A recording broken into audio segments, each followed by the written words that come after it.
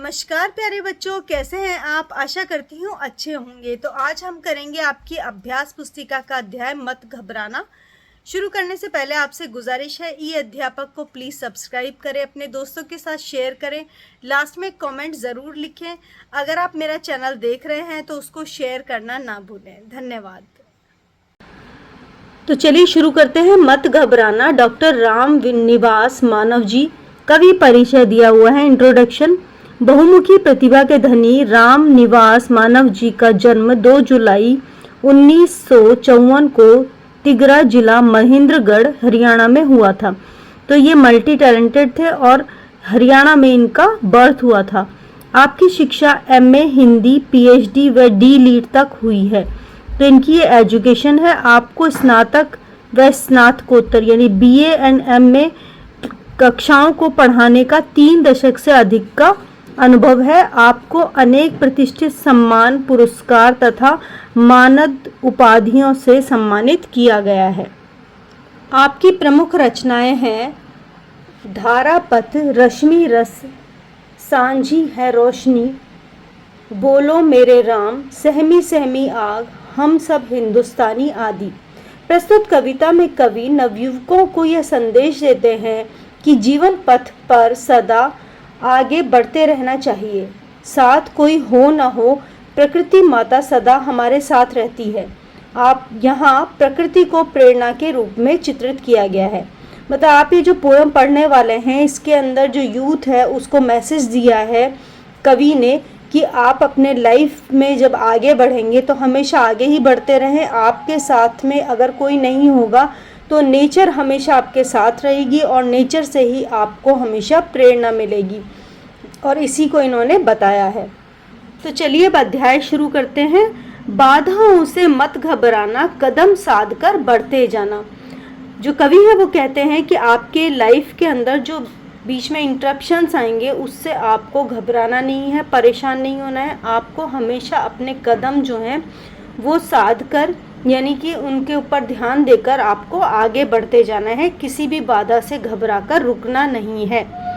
कोई साथ न रहने पर भी चंदा तारे साथ रहेंगे, दर्द तुम्हारा बांटेंगे वे, तुमसे अपनी बात कहेंगे। सच्चा साथी जान उन्हें तुम, अपनी सारी व्यथा सुनाना। तो कवि कहते हैं कि कोई साथ न रहने पर भी आप जब अपनी लाइफ में आगे बढ़ेंगे तो आपके साथ आपके पेरेंट्स, आपके फ्रेंड्स, आपके कोई रिलेटिव्स चाहे हों या ना हों, मून एंड स्टार्स जो हैं वो आपके साथ रहेंगे। यानी नेचर के अंदर जो चीज़ें हैं वो हमेशा आपके साथ रहेंगी। दर्द वो तुम्हारा दर्द बांटेंगी, यानी आप अगर परेशान हो तो आप जो नेचर के अंदर हमेशा रहने वाली चीज़ें हैं उनके साथ शेयर कर सकते हो और वे तुमसे बातें भी करेंगी। सच्चा साथी जान उन्हें तुम उन्हें अपना ट्रू फ्रेंड जानो और अपनी सारी व्यथा, अपना सारा दुख, अपनी सारी तकलीफ़ें जो हैं वो नेचर के साथ शेयर करो, वो आपको ज़रूर हेल्प करेंगे।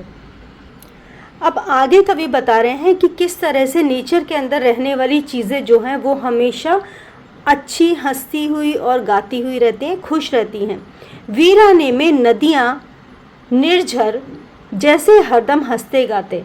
वीराने में यानी जंगलों में जहाँ पर कोई भी इंसान नहीं रहता है, वहाँ पर नदियाँ और जो झरने हैं वो हमेशा आपको हंसते गाते दिखाई देंगे या सुनाई देंगे। जब नदियाँ चलती हैं तो भी एक साउंड करती हैं।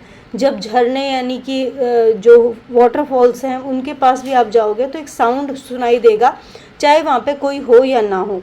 आप अकेले अपने साथी सदा अकेले बढ़ते जाते। आप जो हैं अपने खुद के साथी आप स्वयं हैं। आप किसी और के लिए वेट ना करें कि वो आपके साथ चलेगा या आपकी बात सुनेगा या आपके दुख को बांटेगा। आप हमेशा अकेले ही अलोन रहेंगे और आप आगे अकेले ही बढ़ते जाएं। सच्चा साथी जान उन्हें तुम, जीवन पथ पर कदम बढ़ाना।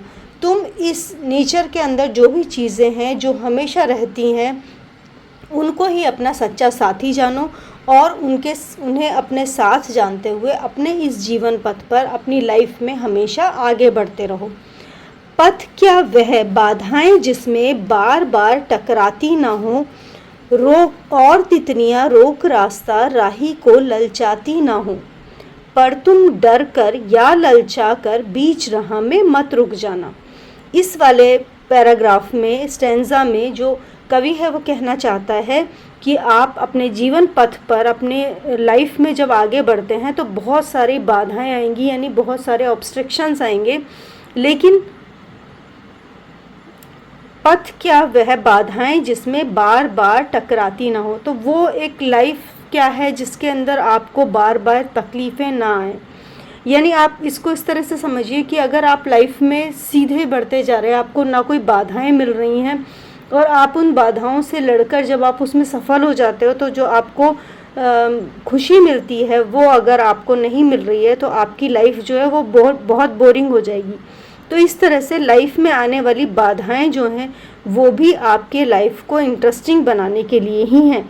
और तितलियां रोक रास्ता राही को ललचाती ना हो। तितलियों का मतलब है आपके लाइफ के अंदर जब आप आगे बढ़ते हैं तो रास्ते में आपको बहुत सारी ऐसी चीज़ें मिलती हैं जिसके साइड आप अट्रैक्ट होते हो और आपको जो मेन एम है उससे आप हट जाते हो। तो इस तरह से कवि जो है वो बोलना चाह रहा है कि आपके पथ में, आपके मार्ग में बढ़ते हुए अनेक बाधाएं आएंगी, अनेक ऐसी तितलियां होंगी जो आपको ललचाकर आपको मेन जो आपका टारगेट है उससे हटाने की कोशिश करेंगी। पर तुम डरकर या ललचाकर बीच राह में मत रुक जाना। पर तुम उन बाधाओं से डरकर या फिर उन तितलियों के ललचाने से ललचाकर रुकना नहीं अपनी राह में, अपने राह में आगे बढ़ते जाना, अपने टारगेट को अचीव करना। आगे है, मंजिल सदा उसी को मिलती, धीर वीर जो बढ़ता जाता, कांटों को भी फूल समझता, विपदाओं में हाथ मिलाता।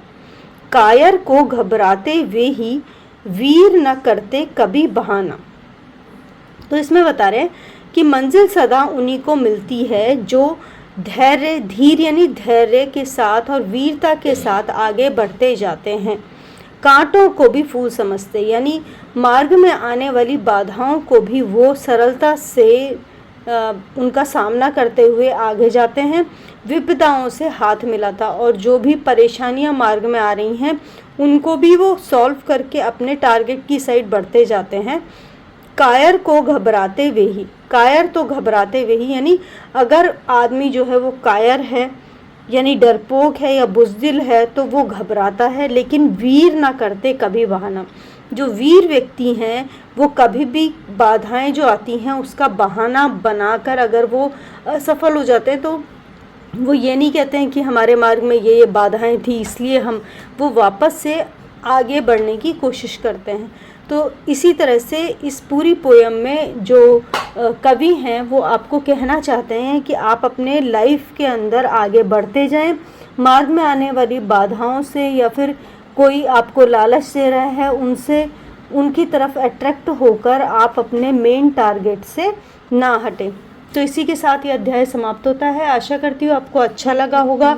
कमेंट करना और शेयर करना ना भूलें। अगर आप पूरी बुक देखना चाहते हैं तो प्लीज़ प्लेलिस्ट को चेक करें। धन्यवाद।